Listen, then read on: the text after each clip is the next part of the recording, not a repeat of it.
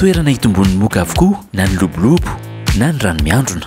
Dia na ny ao an-trano koa zany raha vao maizimaizina tsy dia tena azo ny hazavana dia manintona ny moka zany satria tena tia ny moka manapitody zany.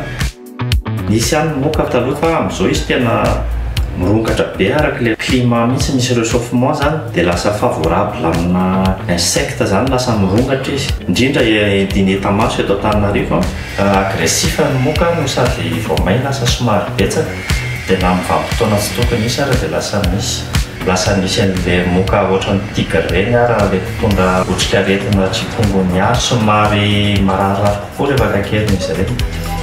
Raha amina olona aktifa amin'ny fiainana dia manelingelina. Raha ohatra zao ianao ohatra tsy mahita tory dia misy fiantraikany amin'ny asanao sy ny amin'ny fahasalamanao zany na resaka tazo mitondra otrika aretina sy ny sisa. Samy mitady vahaolana amin'ny fitombon'ny moka ny isan-tokantrano. Zava-dehibe nefa ny mifehy azy manomboka eny amin'ireny toerana hitombony ireny. Be dia be zany mety hoe ahafahana miady amin'ny moka zany ankoatran'ny hoe fanafody afafy, orana na procédé naturel koa ohatran'ny hoe quinine na ohatr'izany maromaro. Dia tsika matetika ohatran'ny hoe variana an'ilay hoe misy moka ao an-trano dia vonoina ny ao an-trano fa nefa ny tokony vonoina koa ny eny ivelany.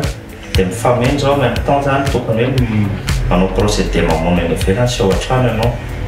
Ny fanafody ampiasaina zany tokony fanafody mamono ny atody moka mihitsy fa tsy hoe mamono ny moka fotsiny. Ny traitement an-trano zany tokony tena tsara produit zany tsy misy fiantraikany amin'ny fahasalamana no sady tsisy fofona reny zany tokony tsara ampiasaina moa zany.